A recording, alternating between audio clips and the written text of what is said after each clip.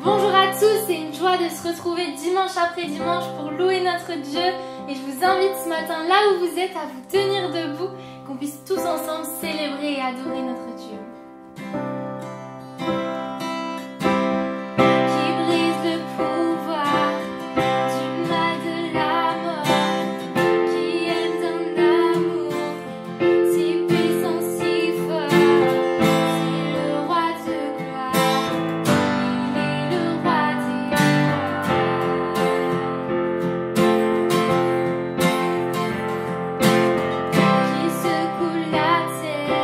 Par un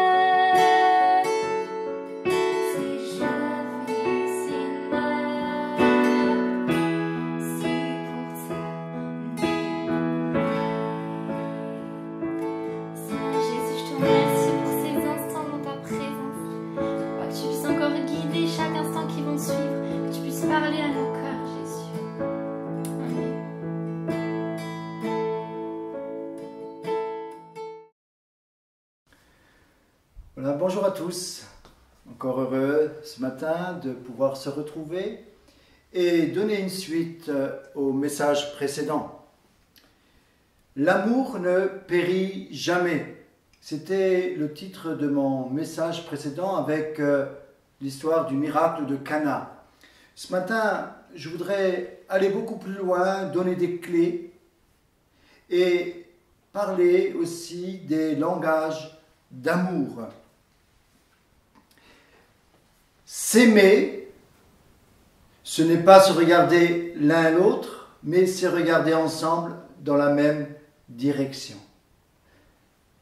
Saint-Exupéry, cette belle parole de Saint-Exupéry. En introduction, j'aimerais parler et dire que en chacun d'entre nous, il y a un potentiel d'amour.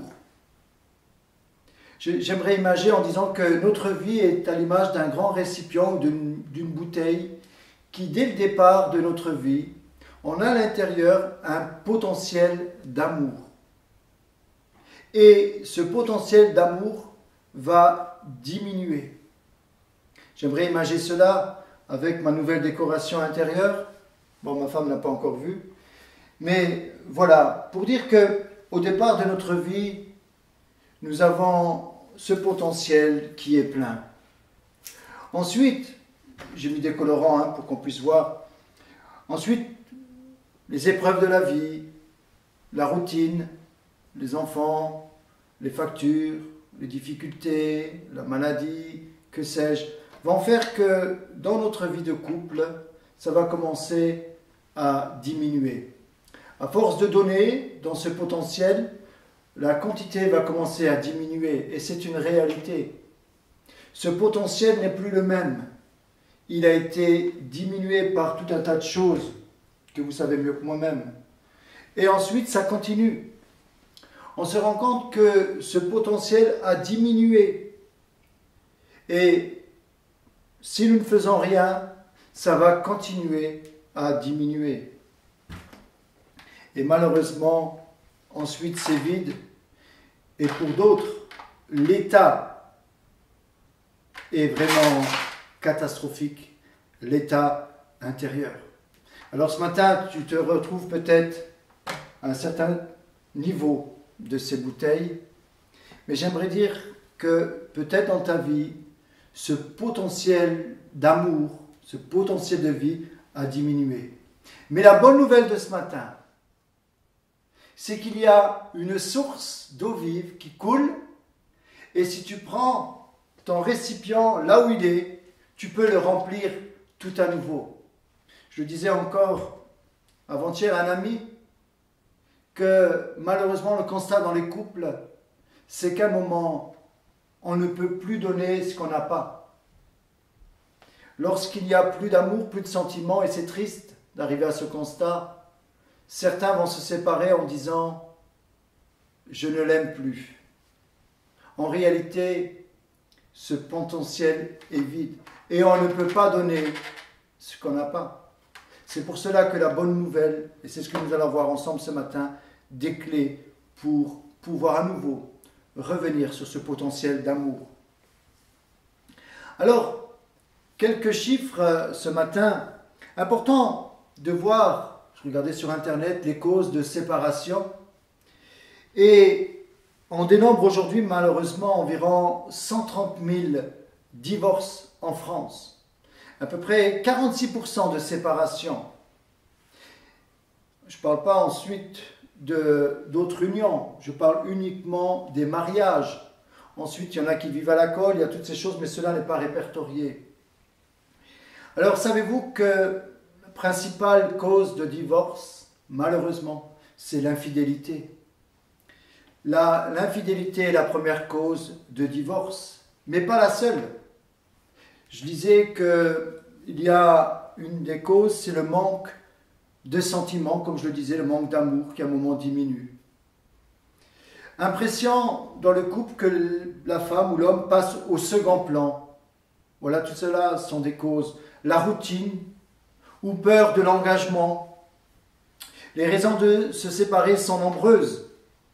On pourrait le croire, plus qu'une grande majorité des cas ont le sentiment qu'ils sont en première ligne lorsqu'une femme décide de rompre avec son compagnon. C'est souvent les femmes qui prennent aujourd'hui la décision, plus que l'homme, de divorcer. Alors je crois qu'aujourd'hui il y a aussi beaucoup de tentations avec Internet, avec les sites de rencontres. Malheureusement, ceux qui ne sont pas équilibrés sexuellement vont dans des sites de pornographie et ensuite commencent beaucoup de problèmes, des addictions et toutes ces choses.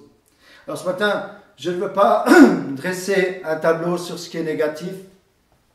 Je veux simplement partir de ce constat pour arriver à ce constat. Souvent, dans mes préparations de mariage, j'invite les couples et je leur offre ce livre. C'est rare que j'offre un livre, je crois que c'est le seul livre que j'offre vraiment. Un livre qui nous parle des langages d'amour, écrit par Gary Chapman. C'est les actes qui disent « je t'aime ». C'est un conseiller conjugal qui est aussi pasteur. Et j'aime vraiment ce livre parce que je me suis rendu compte qu'il y a des clés importantes dans ce livre. Si nous les appliquons, nous pouvons trouver des ressources pour rebondir et repartir dans notre vie de couple ou dans nos relations familiales ou avec les enfants, comme je le disais. Je ferai simplement un rappel qui me semble très important au niveau de la définition de l'amour. Je vais le relire dans 1 Corinthiens 13. Donc c'est l'apôtre Paul qui va donner cette définition à l'église de Corinthe. Quand je parlerai les langues des hommes et des anges, si je n'ai pas l'amour, je suis un airain qui résonne ou une cymbale qui retentit. Et quand j'aurai le don de prophétie, de la science, de tous les mystères et toute la connaissance, quand j'aurai même toute la foi jusqu'à transporter les montagnes, et si je n'ai pas l'amour, je ne suis rien. Quand je distribuerai tous mes biens pour la nourriture des pauvres, quand je livrerai même mon corps pour être brûlé, si je n'ai pas l'amour, cela ne me sert de rien. L'amour est patient, il est plein de bonté. L'amour n'est point envieux, l'amour ne se vante point, il ne s'enfle point d'orgueil, il ne fait rien de malhonnête, il ne cherche point son intérêt, il ne s'irrite point, il ne soupçonne point le mal, il ne se réjouit point de l'injustice, mais il se réjouit de la vérité. Il excuse tout, il croit tout, il espère tout, il supporte tout. L'amour ne périt jamais. Voilà la recette du bonheur. Important de revenir sur cette définition de l'amour. Et je disais, lorsque l'apôtre Paul s'adresse à ces Grecs, dans l'esprit des Grecs, il y a, comme je le disais, 3 façons d'aimer, ou 3 définitions de ce mot amour. Il y a l'amour éros, l'amour philéo et l'amour agapéo. Je le disais rapidement, l'amour éros, c'est l'amour passionné, les relations sexuelles. Il y a l'amour philéo qui est l'amour conditionnel, je te donne, tu me donnes.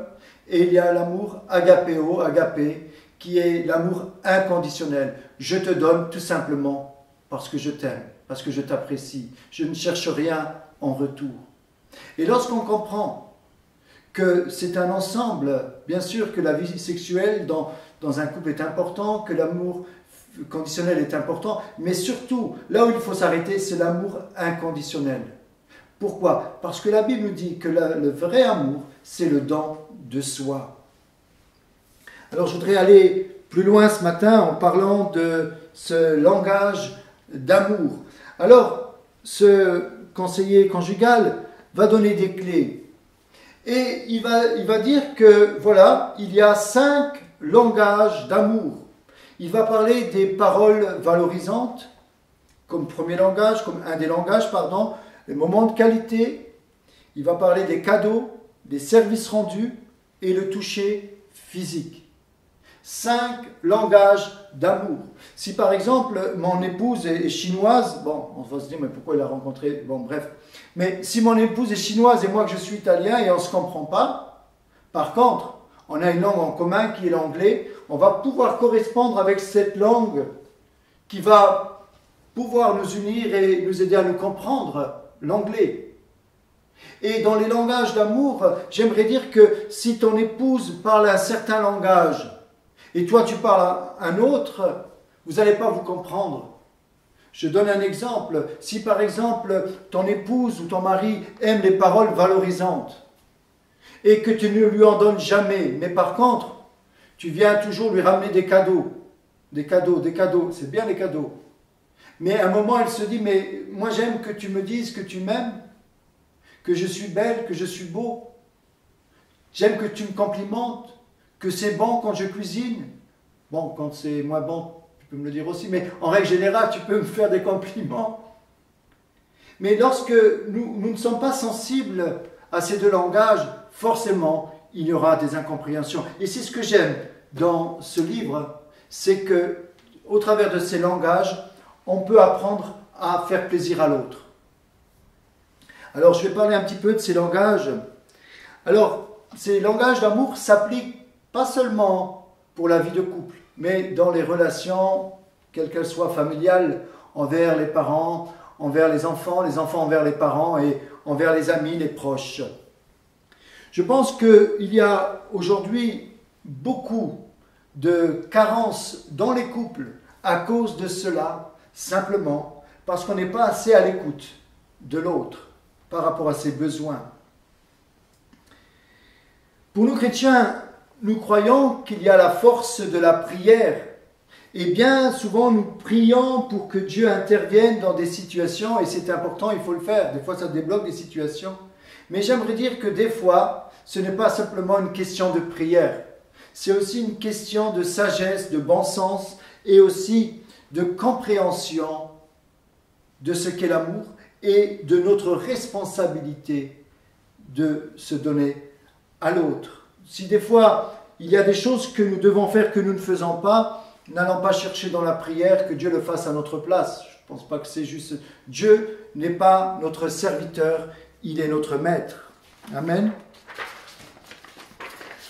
Alors, comme je disais, je travaille souvent avec ce livre.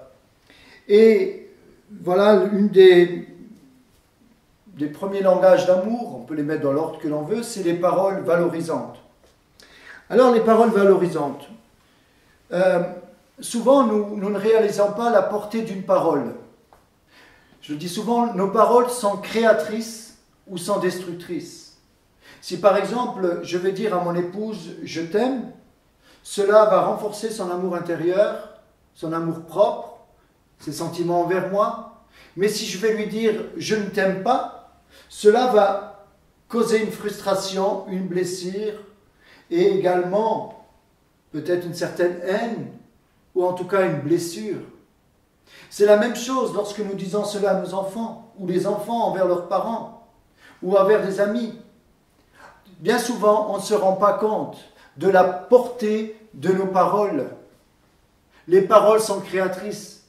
Souvent, dans des conflits de famille, nous entendons, lorsque des personnes, on essaye de les réconcilier, vont dire « oui, mais il y a 10 ans en arrière, il y a eu cette histoire, il m'avait dit cela », on sort des vieux dossiers. Pourquoi? Parce que ces paroles ont créé quelque chose. Et si les choses ne sont pas réglées, à ce moment-là, ces paroles vont commencer à détruire comme une gangrène. C'est important de comprendre que ces mêmes paroles qui peuvent être destructrices peuvent être créatrices en faisant des compliments. Aujourd'hui, tellement difficile de recevoir des compliments. Oh, je ne dis pas ça simplement pour flatter, mais je dirais plutôt des compliments qui vont encourager les personnes dans ce qu'ils font. Aujourd'hui, on est peut-être un petit peu formaté dans la société, moi je ne veux pas l'être en tout cas. C'est jamais assez bien fait dans ton travail. Les gens se donnent du mal et c'est jamais assez bien. Pourquoi? Il faut toujours plus de résultats. Je ne crois pas en ces choses. Je crois vraiment qu'il y a une force dans l'encouragement. En tout cas, c'est de cette façon-là que j'essaie de travailler. Important de comprendre donc les paroles valorisantes. Si ton époux, ton épouse ont besoin de ce genre de paroles, va lui donner. Fais-lui plaisir. Ce n'est peut-être pas ta façon, toi tu n'as peut-être pas besoin de paroles valorisantes. Peut-être ton langage à toi c'est autre chose, c'est le toucher physique, on va y venir. Mais c'est important d'être sensible et de localiser quel est le langage d'amour. Que ce soit, comme je te le disais, d'un ami également, d'un parent, d'un époux, d'une épouse. Paroles valorisantes. Donc, comme je le disais, c'est important d'encourager et de donner des compliments. Ensuite, il y a les moments de qualité. Il y a des moments où, par exemple, pour revenir sur le couple, où notre épouse, nos enfants ne réclament pas autre chose que du temps. Je me souviens de cette petite anecdote. Ma fille vient d'avoir 18 ans, mais lorsqu'elle avait, je ne sais pas, 6, 7 ans, je me souviens à l'époque, je suivais un peu plus la politique qu'aujourd'hui, et je regardais une émission, j'étais vraiment intéressé à ce qui se faisait, et je vois que ma fille qui vient dans la pièce de la télé et essaye de me parler. Alors je l'écoute d'une oreille, vous savez, ça arrive souvent, hein, quand on est concentré sur un film ou sur une émission, on ne donne pas assez d'attention, on est tellement captivé, je ne crois pas que c'est juste. Et j'écoute d'une oreille, et puis elle me parle, je lui dis oui, je crois même que je m'ai répondu de travers à ce qu'elle me demandait, tellement j'étais captivé par l'émission. Et comme aujourd'hui je comprends qu'elle a du caractère, elle a été à la télécommande et elle a éteint la télé, elle me dit papa tu ne m'écoutes pas. Et j'avais compris en fait son langage, son message. Elle avait besoin que je l'écoute, elle avait besoin d'un moment de qualité. Peut-être qu'elle avait, je ne sais plus les raisons, sa poupée qui était cassée, que sais-je, mais à l'époque ça avait beaucoup d'importance pour elle. Mais même si pour moi ça avait... Vous voyez, c'est important d'être sensible, que ce soit pour les enfants ou autres. Il y a un moment où on a besoin de moments de qualité. Quand c'est le moment de qualité, de passer du temps avec une personne, ce n'est pas le temps de lui rendre... de lui donner des paroles valorisantes ou des cadeaux. Les moments de qualité sont tellement importants. Vous savez, j'ai vécu ça de très près et j'ai ce privilège. Aujourd'hui, je vais un peu moins. Mais lorsque vous allez aux soins palliatifs et que vous êtes avec une personne qui arrive à la fin de sa vie, et combien m'en remercier pour le temps que j'aurais accordé. Ces moments de qualité, dans les derniers moments, ces personnes-là, sur leur lit avant de partir, veulent qu'une chose, c'est un moment de présence, de qualité, qu'on lui tienne la main, qu'on parle avec. On a beau venir avec un lingot d'or, ça ne va rien changer. Vous savez, à ce moment-là, un beau diamant ne va faire aucun effet. Vous savez, des paroles valorisantes à ce moment-là, non. Il y arrive un moment où ce qui est important, c'est les moments de qualité, de passer du temps avec la personne qui en a besoin. C'est important que ce soit avec nos enfants, que ce soit avec nos parents. C'est sûr que maintenant ils sont grands, mais quand ils étaient petits, nous faisions vraiment attention avec notre épouse. Parce que j'ai compris une chose aujourd'hui, c'est qu'on se rend compte qu'il y a beaucoup de crises d'adolescence, que beaucoup d'enfants sont perturbés. Et bien souvent, en remontant un petit peu la cause, on se rend compte que les enfants vont nous dire « Oui, mais mes parents n'ont pas passé beaucoup de temps avec moi. Ils se sont séparés. Mes parents étaient trop occupés à leur travail, étaient trop occupés à leur affaire. Moi, j'ai passé au second plan. Je n'ai pas appris à jouer avec mon père. Je n'ai pas appris à jouer avec ma mère. Je n'ai pas passé beaucoup de temps en famille. J'étais toujours pris là, à la crèche, à cause que mes parents travaillaient beaucoup. Et tout cela, un jour, va ressortir dans une crise qu'on appelle aujourd'hui la crise de l'adolescence. Pourquoi? Lorsque vous parlez avec des enfants, ça m'est arrivé, je me souviens d'un enfant qui me disait « Mais mes parents, malheureusement, se sont séparés et mon père me fait de beaux cadeaux. » Mais vraiment des grands cadeaux avec beaucoup de valeur. Et l'enfant me disait, mais moi je ne veux pas ça. C'est pas ça qui m'intéresse. Moi ce qui m'intéresse, c'est de passer du temps avec lui, mais il n'a pas le temps. Quel triste constat. Donc les moments de qualité, nous devons les apprécier et bien les gérer, les mettre au bon moment, au bon endroit. Important. Un deuxième langage amour donc, parole valorisante, premier langage. Deuxième langage, les moments de qualité. Je vais passer de bons moments avec la personne et quel que soit tout ce qu'il y a à faire, parce qu'il y a toujours à faire. C'est vrai qu'il y a des impératifs Et bien souvent, lorsque nous sommes pris par tout un tas de choses, j'aimerais dire, et c'est un petit peu l'image sur laquelle je m'arrête, qu'importe tout ce que je peux faire, je veux avoir cette image du funambule qui garde l'équilibre. Vous savez, c'est toujours important de garder un équilibre entre la vie professionnelle, la vie de couple, la vie de famille, la vie amicale et toutes ces choses, nos propres plaisirs, nos propres loisirs. Mais si à un moment, je vais par exemple avec mes amis passer trop de temps, je vais déséquilibrer ma vie de famille. Si je vais passer trop de temps dans mes propres intérêts, par exemple auprès de la télé, pour citer la télé ou Internet, et que de l'autre côté, je vais négliger la vie en société, la vie familiale avec les enfants, les relations amicales et tout simplement parce que je suis pris par Internet et qui peut devenir une addiction, quelque part je vais déséquilibrer. Donc je prends toujours cette image du funambule pour garder l'équilibre afin de ne pas frustrer les bien-aimés qui nous entourent. Un troisième langage d'amour, je vais essayer d'être rapide, c'est les services rendus. Par exemple, mettre la main à la pâte. Je dirais un domaine où j'ai encore besoin de faire des efforts, en tout cas ça ne m'intéresse pas, c'est de cuisiner. Bon, ma femme, on est d'accord tous les deux, elle est tellement douée et moi je suis tellement pas doué dans ce domaine-là que pour lui rendre service, des fois je peux lui donner quelques petites tâches quand elle est à la bourre, mais ce n'est pas là. Par contre, l'aider à mettre la table, bon, maintenant il y a les enfants, mais simplement pour dire, les tâches ménagères, c'est moi qui vais sortir les poubelles, ce n'est pas à ma femme de le faire. Je vais lui rendre un service, ou lui prendre sa voiture, lui faire le plein, la laver. Vous voyez, ce genre de service est un service rendu. Et forcément, ça fait quand même plaisir lorsqu'on prend la voiture de sa femme. En même temps, je lui donne un message ce matin. Lorsqu'on prend la voiture de sa femme, pourquoi d'ailleurs les femmes ne font pas à leur mari? Bon, c'est pas grave, c'était pas ça le sujet. Mais lorsqu'on prend, par exemple, voilà, on va faire plaisir. On sait que ça va lui faire plaisir parce qu'elle manque de temps, elle est occupée à autre chose. Vous voyez, toutes ces choses-là, des fois, sont tellement simples, mais important d'être à l'écoute, que ce soit de sa femme ou de son mari ou de ses enfants, et de faire un service rendu. Voilà, donc un autre langage d'amour. Un autre encore, c'est le toucher physique. Alors, vous pouvez faire un sondage chez les hommes et les femmes. Le premier, en tout cas, moi c'est mon expérience lorsque je demande à ces couples que j'accompagne, un des langages premiers chez l'homme, c'est le toucher physique. Il faut savoir que le toucher physique est plus important chez l'homme que chez la femme, et cela est physiologique. Je ne rentrerai pas trop dans les détails, sans parler des relations sexuelles dans le cadre du mariage, mais c'est important de comprendre que l'homme fonctionne différemment de la femme.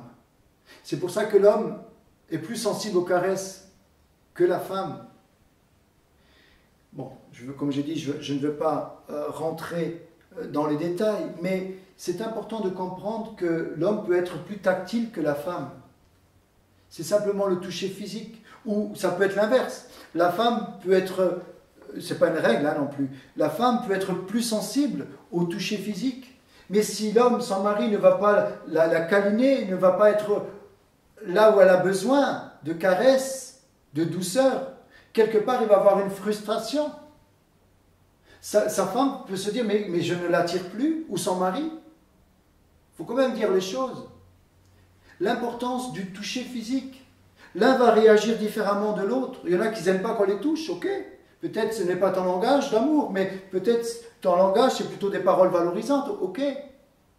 Mais des fois aussi dans le toucher physique, certains ne veulent pas qu'on les touche parce qu'il y a aussi des blessures derrière. Mais ça c'est un autre domaine sur lequel il faut travailler. Mais c'est important de comprendre que l'homme et la femme ne fonctionnent pas de la même façon. Et que les besoins sexuels chez l'homme et la femme sont différents. L'homme a plus de pulsions. Et c'est important dans un couple d'être équilibré dans ce domaine-là. Je dis cela parce qu'il y a aussi beaucoup de causes de séparation à cause d'une mauvaise vie sexuelle. On n'en parle pas souvent, mais c'est une réalité. Toujours question d'équilibre, ce funambule. Important d'être sensible au toucher physique de l'un ou de l'autre. C'est la même pour les enfants. On parle du toucher physique, mais si un enfant a besoin de câlins, et croyez-moi, on est propre, je ne veux pas parler de ceux qui malheureusement ont des addictions et qui vont très loin dans ce domaine, ce que nous ne supportons pas en tout cas moi je ne supporte pas ça. Mais je dirais que simplement, lorsque les enfants sont petits, ont besoin de câlins, de venir dans les bras, sur les genoux. Et c'est important de sentir le toucher physique. Moi, je me souviens encore de ma fille, quand elle était petite, elle ne pouvait pas m'empêcher de me toucher la main, de me prendre la main. Et quand elle me prenait la main, on partait. Mais aujourd'hui, c'est différent.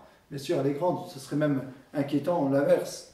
Mais c'est simplement pour dire que les enfants ont besoin de câlins, surtout quand ils sont très, très petits, lorsqu'ils sont bébés même.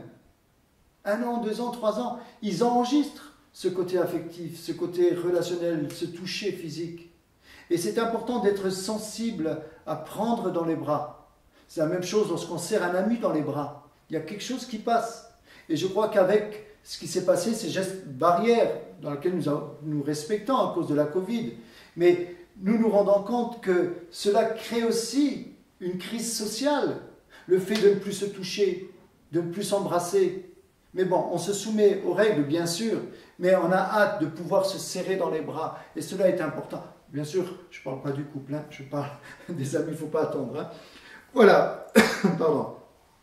Il y a aussi un dernier langage d'amour, c'est les cadeaux. Alors, ce matin, le message est un petit peu différent de ce qu'on a l'habitude d'entendre, mais il me semble important de parler de ce sujet de temps en temps, du couple, de la famille, et de ses réalités, et je dirais de ces clés humaines, bien sûr qui sont liées au spirituel, mais c'est important des fois de s'arrêter avec des hommes d'expérience. Il y a des conseillers conjugaux qui ont beaucoup d'expérience, qui peuvent nous aider. Il y a également des sexologues qui sont très importants dans certaines relations. Il y a des psychologues, et je crois que c'est important de comprendre que des fois nous avons besoin d'aide autour de nous. Et il y a également de bons pasteurs qui peuvent nous venir en aide.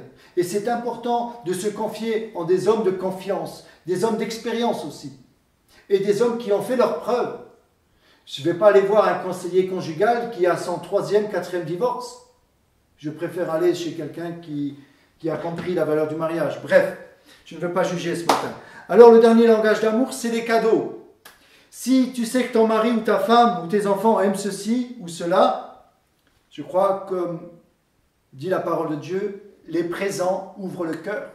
Si ta femme aime un beau diamant, bon, il y a aussi de l'or, vous savez, qui porte ces diamants avec moins de carats, hein, si on a moins d'argent. Mais si tu sais par exemple que ta femme est sensible à ce cadeau-là, et que toi, tu te bornes au toucher physique, à un moment, il va y avoir une frustration, une incompréhension dans la famille, dans le couple. Parce qu'à un moment, elle va poser cette question, ou même le mari, en disant « Mais moi, c'est pas ça que je cherche toujours. Bon, ok, il y a un moment pour tout. Un moment pour toute chose, disait Ecclésiaste. Mais si à un moment, elle a besoin de ce langage qui va la réconforter, la rassurer et l'honorer, une bague ou un bouquet de fleurs, c'est moins cher, je crois, ou un beau bouquet de fleurs, maintenant si on prend des artificiels, c'est encore moins cher et ça dure plus longtemps. Une petite anecdote pour casser un petit peu tout ça. La dernière fois, mon épouse aime les fleurs. Et pendant tout un temps, j'arrose. C'est moi qui est qui dois gérer l'arrosage extérieur. Et pendant tout un temps, j'arrosais une plante grasse qu'elle avait achetée. Et à un moment, je me suis rendu compte, du moins celle qui m'a dit, mais arrête de l'arroser, tu vas la noyer. En fait, elle parlait du meuble. Simplement, je voulais arroser, mais c'était une fausse plante. Donc, bien souvent, des fois, nous voulons faire des services rendus, mais nous sommes à côté. Bon, c'est simplement cette anecdote pour dire que nous voulons faire plaisir, des fois, en achetant un bouquet. Vous savez, je pense que lorsque nous voulons faire un cadeau, ce n'est pas forcément une raison pécuniaire. Ce n'est pas simplement un problème d'argent. Je me souviens encore des enfants, ils ramassaient des pâquerettes pour nous les offrir. Quand, voilà, c'était leur façon d'exprimer. Vous savez, lorsqu'on veut vraiment faire un cadeau à quelqu'un, ce n'est pas une question de quantité d'argent, mais c'est plutôt le geste qui compte. Et lorsque ces personnes-là sont sensibles au cadeau, rarement elles vont rouspéter ou nous montrer un mécontentement si le cadeau n'a pas beaucoup de valeur. Ce qui est important, c'est le geste. Donc, si tu ne veux pas acheter un grand bouquet, prends un petit bouquet, mais le geste est là. Si ton épouse ou ton mari est sensible à ce langage d'amour, fais-lui plaisir. Achète-le. Moi, j'ai à peine, et là, je bénis Dieu pour l'épouse qui m'a donné Souvent, je dis à peine, j'ai une envie, la dernière fois c'était d'une glace, certaines glaces, le lendemain j'avais la glace, la dernière fois je lui dis, mais oh, je mangerais bien du pastèque. Elle a été le soir même, je crois, m'acheter du pastèque ou le lendemain. Dès qu'il y a un désir, je sais que mon épouse est très sensible à cela et je crois qu'elle a compris l'importance de ces langages d'amour sur les cadeaux. Alors ce matin, je voudrais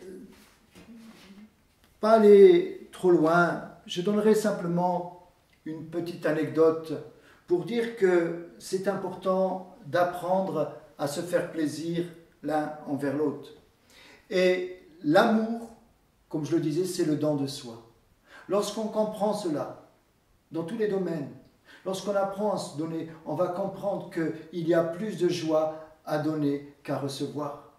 Si l'on comprend, comme je le disais tout à l'heure, la vraie définition de l'amour, l'amour agapéo, c'est-à-dire l'amour inconditionnel. Je t'aime parce que tu es l'âme sœur, parce que tu es mon enfant, parce que tu es mon père. Je t'aime tout simplement parce que c'est toi. Et lorsqu'on commence à se donner à l'autre, sans commencer à avoir un arrière-pensée ou à chercher à avoir quelque chose en retour, si on comprend cela, nous allons être épanouis dans toutes les sphères de nos relations. Je termine avec cette anecdote en disant que, comme je le disais tout à l'heure, que l'argent n'est pas un frein pour les cadeaux.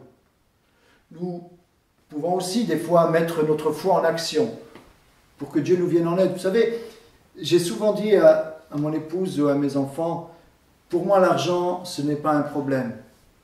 Peut-être sur mes comptes c'est un problème, mais j'ai jamais accepté que mes comptes bancaires dictent mes actes.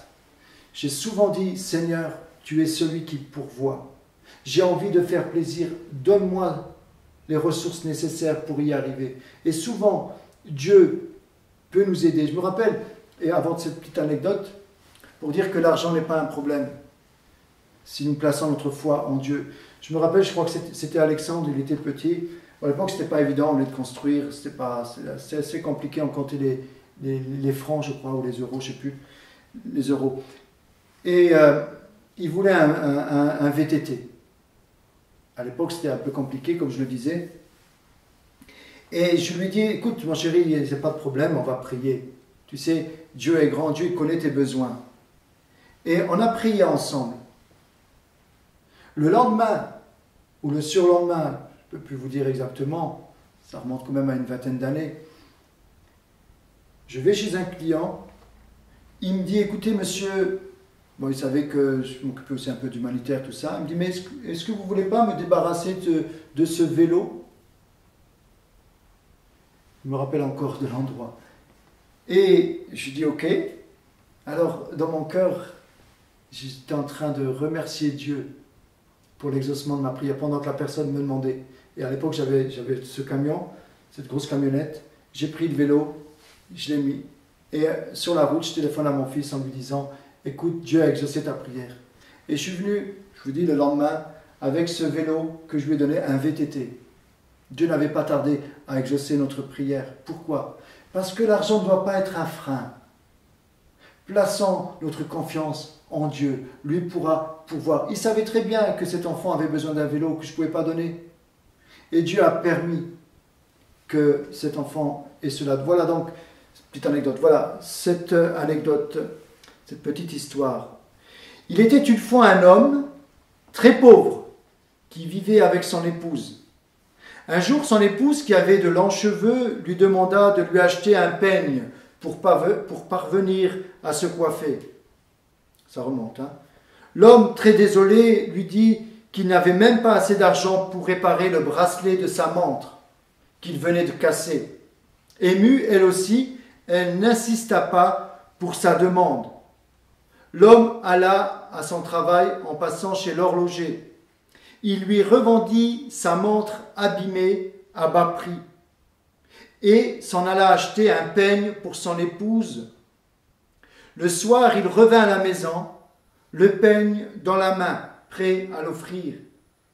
Quelle fut sa surprise lorsqu'il vit que son épouse s'était coupé les cheveux très courts, les avait vendus et tenaient en main un nouveau bracelet de montre.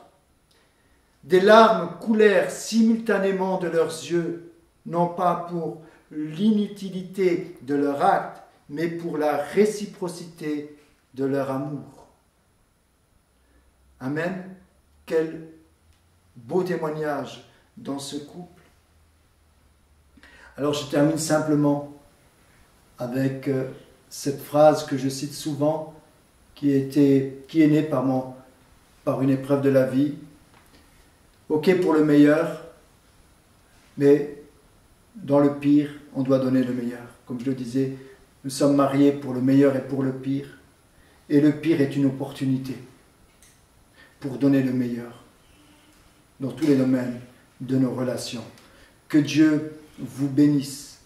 Allons à la source ce matin et remplissant, je termine avec cette image, ton réservoir est vide, tu peux à nouveau le remplir. Amen, que Dieu vous bénisse. Seigneur, merci de bénir tous ceux qui t'écoutent ce matin au travers de ce message que nous n'avons pas l'habitude de donner, mais qui est tellement important, Seigneur, aujourd'hui dans les relations familiales, que ce soit relations conjugales et autres.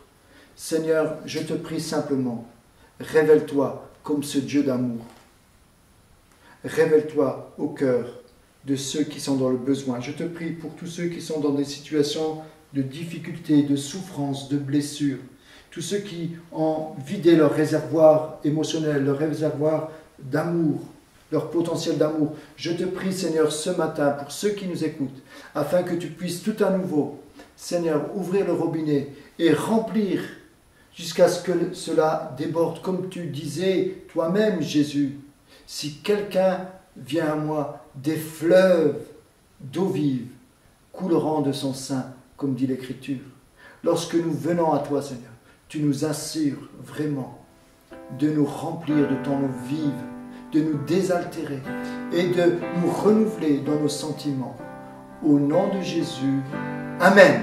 Que Dieu vous bénisse. Bon dimanche et à très bientôt. Et n'oubliez pas les fleurs.